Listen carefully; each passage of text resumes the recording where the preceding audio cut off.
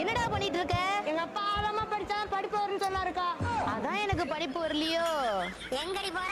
எங்க மாமா வீட்ல இதை விட ஆழமான கிணறு இருக்கு, அங்க போய் படிக்க போறேன். கிணத்தை விட கடல் ஆழமா இருக்குண்டி. அப்படியா? என்ன நொப்படியா? புரிஞ்சு படிச்சாதான் படிப்பு வரும், புரியுதா? புரியல. இங்க வா. படிக்கும் போது இந்தா புரிஞ்சு படிக்கணும். வெள்ளச்சி புரிஞ்சுட்டு படிக்கணும். இங்க பாரு. நீ யாரையும் புரியாம போய் கிணத்துல படிச்சுட்டு அங்கேயே படுத்துக்க. அதுக்கு தானே போனேன்.